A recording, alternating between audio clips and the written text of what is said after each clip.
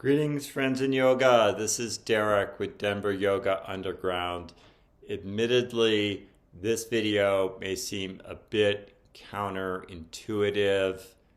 It may go against the grains of some of the conventions that we're familiar with. I find that these are often the waters in which wisdom best swims. So let's give this a shot. Let's talk about knowledge. So most of us grew up, I certainly did, and there's plenty of institutions built up around this idea of gaining knowledge, of learning information, of acquiring a body of understanding. And there's a certain utility, and there's a certain value, and there's a certain importance to do that. There's an inevitable curiosity to the human mind that wants to explore, that wants to discover, that puts rovers up on Mars to dig up dirt. It's just our very nature is to eat from the fruit of knowledge and want to understand. In fact, the entire backdrop, the initial texts around the yoga process, the Vedas themselves, some 5,000 years old. What does this word Veda mean? It means knowledge. It means, there was lots of knowledge contained in there, ritualistic processes, how to conduct a society, how to build a road, how to grow crops, how to heal people, etc. Knowledge, acquiring of information. A few years ago, we used to do a kind of fire ceremony or blessings in preparation for our yoga teacher training. And there was a chap there named Sudarshan, maybe you met him. Delightful, jovial, Santa Claus-esque type of character.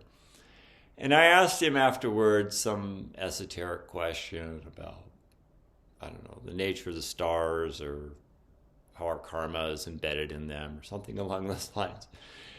And he's a Vedic astrologer. And his response stuck with me. He said, I really don't know anything.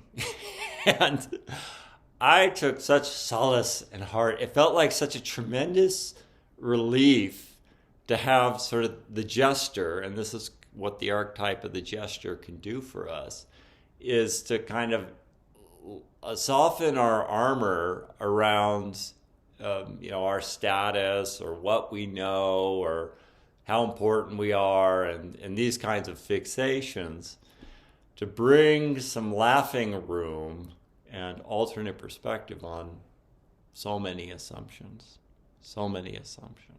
I don't know anything.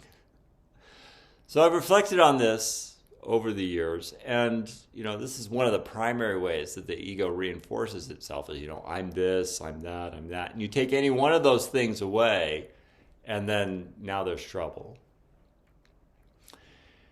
I'll just lay down an assertion, and I think it's very true, that the human being, in any individual human being, and this is true for many other creatures as well, is inherently limited. We have a finite bandwidth of understanding. This is true on the sensorial level. We'll just start there for an example. That our eyes merely perceive 0.03% of the electromagnetic spectrum radiating off of the sun. So all the many rays that are coming off the sun, of those we pick up less than half of 1%, and we call that our visible spectrum. The Roy G. Biv frequencies is the ones that we notice. The rest completely lost to the human eye. Other creatures can perceive other bandwidths or dimensions, such as infrared vision in insects. Or our bandwidth of hearing, for that matter, is also very finite, where our ability to echolocate is basically non-existent. And other ranges of sense perception, it's also finite. And obviously we're intellectually bound. There's only so much knowledge or understanding or information that we retain, as well as, and perhaps even more importantly, self-understanding is limited. I'll tell you a funny story. Teacher I studied with for years was talking to his 16-year-old son, who approached him and said, "Dad, I think I know myself." And he took a big pause, waited for a moment, and said, "Son, you don't know yourself." And then that moment just hung in the air, and his son said, "What do you mean I don't know myself?" He said, "If you truly understood yourself, you would be much kinder to others." So I turn that same wisdom on myself and say, there's moments when I'm certainly limited in my understanding, that my own ignorance leads me to, get angry in these things. So self-understanding is limited. And in many ways, this is the crux of the yoga process, is to have a realized understanding of self. Patanjali paints it this way. He says that the first mental affliction, the thing that's so deeply embedded in our mind that we just cannot seem to shake it. In fact, it's only the tool of samadhi that can, clarify this misunderstanding. It's called avidya. Avidya. What does avidya mean? It means not knowing, or in a word, ignorance.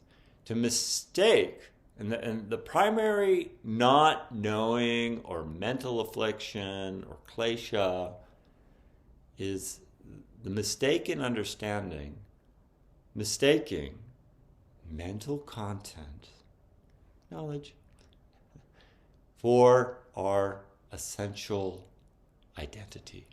To confuse those two things, to identify with the mind more so than spirit or soul or Atman or Purush, for that matter. So knowledge is helpful. Knowledge is certainly helpful in helping us navigate the road, and simultaneously, in the next breath, in the next sentence, invite us to hold a bit of space, some consideration, to lean back into some appreciation for how little I may know, how I in many ways I'm bound and limited. And